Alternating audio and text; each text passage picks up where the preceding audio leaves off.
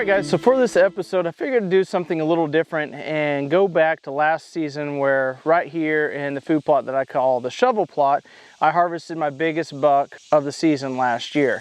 Want to kind of go in and break down how that opportunity came to be, because there's a lot of acreage here, and if I would have set up anywhere else, the chances of me killing that buck probably wouldn't have happened.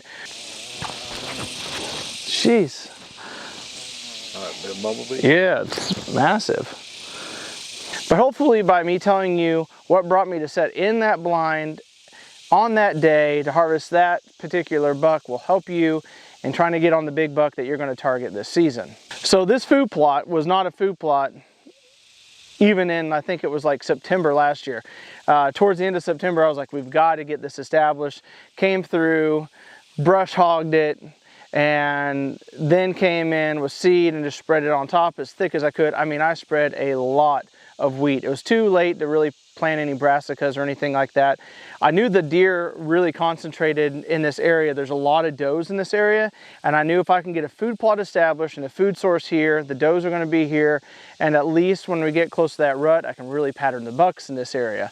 So we came in and we put a ton of seed on this, just kind of disked it in with the duff and stuff, and got a good green plot to grow. It had a lot of does in it, a lot of really nice younger bucks patterning in it really consistently. Now the big buck that I was going after, which called him the Kicker 8, I had actually picked him up on a trail camera as a crow flies from here, about half a mile away on top of this ridge, 2 little collars over, and that's where I had him at the beginning of season. But I knew only half mile away, if I could get this spot established, I knew this would be a pretty good spot to hunt. So I had moved my trail cameras, and that's one thing I would tell you guys to do. I never keep a trail camera in one spot and just say that's going to give me all my information I need. I am always pivoting and trying different things to try to figure out what that buck's doing, where that buck has gone to, and sometimes you just pick up a completely different buck that you want to go after as well. So I had moved down further on this ridge, knowing that the old timers in this area said that at the end of this ridge is a hot spot to really kill some big bucks. And sure enough, he quit showing up on the initial spot. He started showing up here. I had a big rub line that I saw around the edge of that draw. Sure enough, I'd put up the camera on it. Almost every single night, he's just slipping through there. He never had shown up in this food plot yet, but I did have a camera down here. Rifle season was fixing to come in, and I was like going to go check out all my trail cameras. Down here, I can't use my cellular link cameras because I just don't have good service down here. I'm in the middle and the bottom of these big hills, and I just don't have good service. So I had a regular trail camera here, came and pulled the SD card, and sure enough, I got a glimpse of him. And I said, all right, that's all that I needed to know.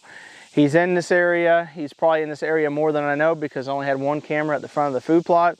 And I said, opening day, that's where we're gonna be. We came out that morning, had an eventful morning, saw a lot of deer, a lot of does, had some small bucks. And that evening is when it all came together. We saw some deer movement back here, and all of a sudden the deer came running out, and I could tell that there was something back behind him. Not thinking it was actually going to be him, because how many times does it actually play out the way you want it to, where the buck that you're wanting comes out the way you want him to? It just doesn't. And he came out, and he just looked like a giant. And he came out and slipped. Had a mature doe, I think, and a couple of button bucks with her, and he definitely wasn't interested in the button bucks. Kind of scent checked them, and I could tell he was slipping through the most narrow spot on the food plot, and he was going to be gone. He was probably going to go back into this thicket and see if he could cross another doe's trail. And so I knew I had to take a shot quick, put a shot on him. At that point in the season, I'd already had a pretty rough season. I wasn't even confident in my shot because things had just messed up a lot that season. But Brayton was with me at the time, and he knew that I had put a good shot on him. Went back there, and sure enough, he probably only ran like 30 yards or so. And he's just a giant 8 with a kicker. I think he scores like 142, 143 for the Ozark Hill Country. That is an absolute stud of an 8-point. So that was pretty cool how all that worked out. And you know, by moving my trail cameras and kind of keeping that intel up, it led me to get the MRI, the most recent information, to go, I need to be in this plot.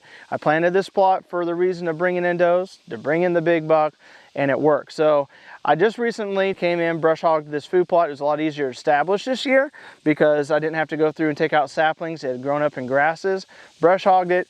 I'm gonna let it grow up a little bit over the next week or so, get some of that regeneration growth, and then come in and spray it really, really hard and kill it all off. And by that time I'll have the pH outdoors, no-till drill, and I'll come in here and no-till drill it, and it will do even better this year. I'm hoping with the amount of bucks that we had in here that were just like borderline shooters last year, that we have some studs coming into this plot. So this will be, it's kind of my special plot. You know, it was probably gonna be a spot that I come and hunt a lot and bring a lot of people to come and hunt.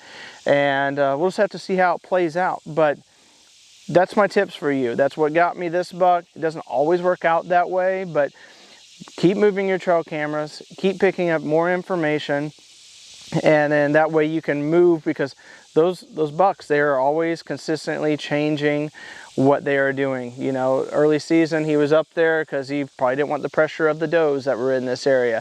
As season progressed, you got kind of more in that pre-rut. He was kind of in that outer perimeter of where all those does like to stay, really marking his territory up there with a rub line.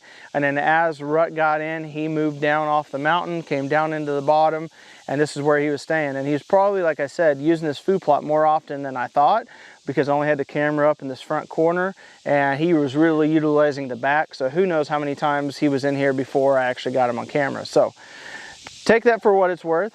I'm excited about getting back into this food plot to hunt this season. If you guys want to check out that full hunt, it's a really cool hunt. I'll put a link in the description below for that big buck hunt from last year, and get ready for a lot more buck hunts. So anyway, make sure you guys subscribe, make sure you guys comment, give a big thumbs up, and don't forget to go enter our bow giveaway contest that we've got going, because it ends on September 1st. And until next time, have a better than average day.